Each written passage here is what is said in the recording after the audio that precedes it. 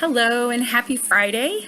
This is just a quick update about our upcoming early dismissal day on Wednesday. We're going to be talking about our evaluation processes and how growth fits into that.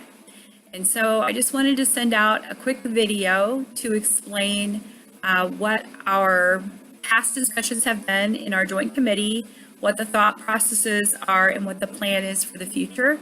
I know this was explained at the beginning of the year, but I thought it would be nice to send out a quick video explanation of the thought process, like I said, the explanation.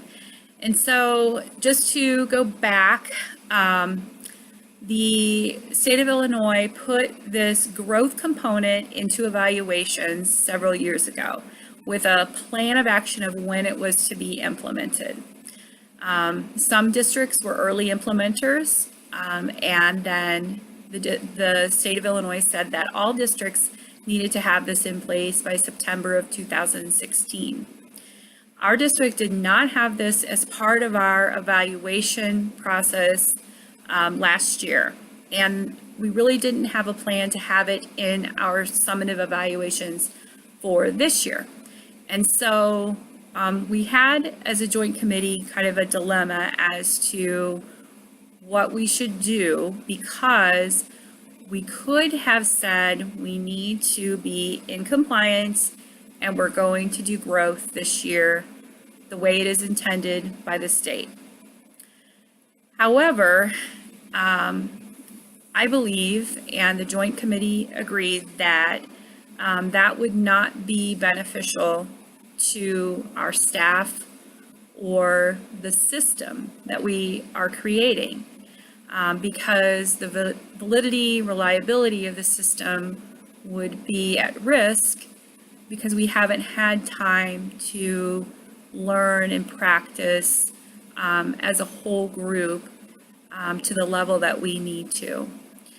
We haven't really had those practice years, that time to collect historical data, those types of things. And so the joint committee convened and we discussed putting into place some practice time.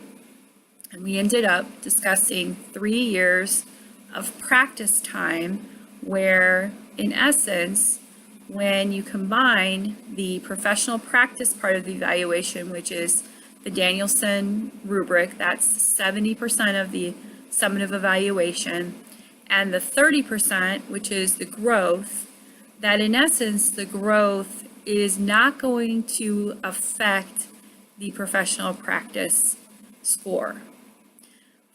And that is going to give us time to work as a district to refine and define and refine what we want to see, so that our growth practices are most effective for student achievement and are something that we all feel comfortable with, every staff member.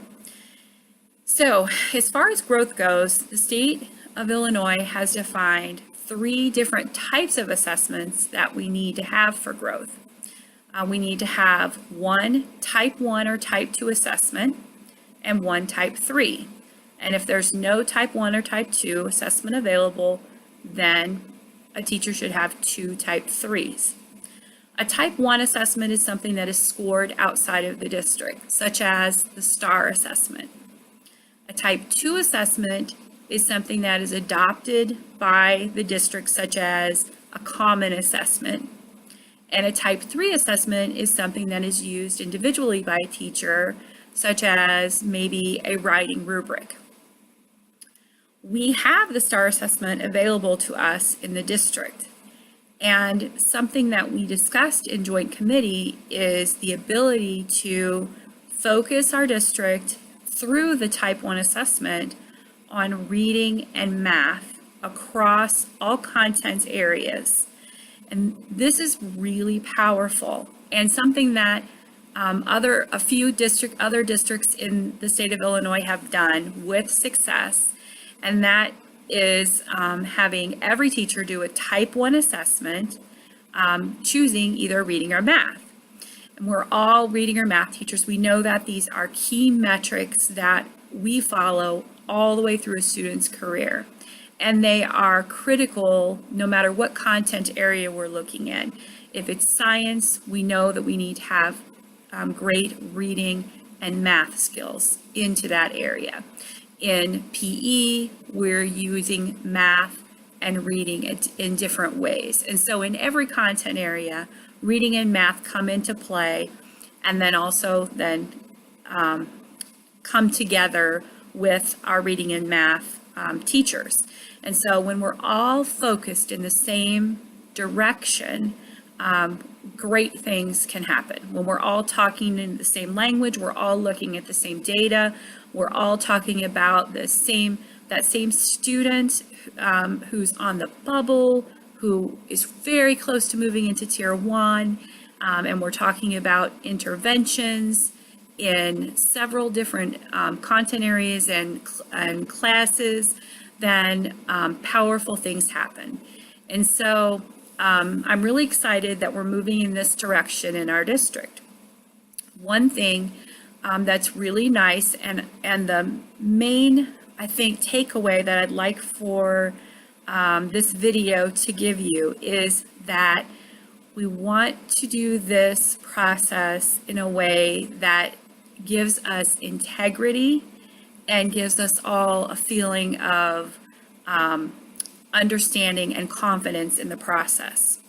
So therefore, we decided, okay, in most districts, and when we do start this process in 3 years, where it is counting for part of your summative evaluation, you will be doing two SLOs at once. But right now, we're choosing to do just the type 1 evaluation during the first semester and the type 3 evaluation during the second semester. And that's so we can walk through this together as a staff, supporting one another. And so on Wednesday, during our early dismissal, the plan is to give everyone a sample SLO and then time to look at STAR data and create, using your data, your type 1 SLO for you. So you will have time to work in a group to do that. If you're working with other, let's say if you're at the high school level and you're working with other language arts teachers, there's no reason really to recreate the wheel, as they say. Just, you can work together to create your SLO. It's just that your students and your student data and some of the things that you may do to address the needs of your students may change, but a lot of the wording can be the same in those SLOs. And so we want to give time to do that. And then in October, we will follow up with more in-depth training on STAR and how we can use STAR in our classrooms to progress monitor, because that's where the real power of the SLO comes into play, is after we've set those goals, monitoring those goals and intervening when our students are not getting towards those goals that we've set for them. And so then in January, we'll do the same process together as a district.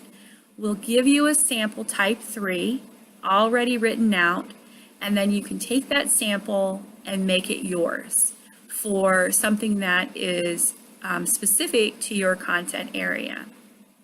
Now, if you're being evaluated this year, when you take your professional practice, your 70%, and combine it with the 30%, which is your growth, when you look at that rubric, what we've done with the rubric is we've made it so that growth portion is not going to affect your overall summative rating. And that's going to be for 3 years, again, so that we can practice and we can work out any issues that come up, because that's what happens. And we can, as a joint committee, make decisions. And, this is what happens when growth is first implemented in districts. There's a lot of things to iron out. And We do that with patience, and we do that knowing that the joint committee will just continue to meet, make decisions, and help us move forward. But in the meantime, I think, like I said, the big idea here is that all of this process is set up so that we are set up for success together. So there's no pressure this year or for the next 2 years in the fact that this will end up affecting an evaluation. The idea is that we will learn how to implement this with integrity, and we will know exactly how to do this with confidence before it becomes part of a summative evaluation. And so that's the plan. That's why the plan is in place. As things change, as far as, we have a decision to make related to how we implement this, the joint committee will do that. But the basics of this plan, the heart of this plan, won't change as far as our plan to implement. And that's why we signed a memorandum of agreement and put that at the back of our collective bargaining agreement, because we wanted to be official. I don't know a better word for that right off the top of my head, in our intentions, being that we want to ensure that the integrity of the process is protected. And so if you have any questions, please don't hesitate to stop by and talk about it. But I think, the big thing here is that this is about doing what's best for everyone so that we end up with an excellent program that we all feel good about, and most importantly, is good for our students, because it will help us ensure that we are helping them grow. So I hope you have a fantastic weekend. I look forward to seeing you all throughout the days and weeks ahead, and especially on Wednesday as we start our journey in this process of improving our evaluation processes and procedures. Thanks so much for everything you do, and again, have a great week.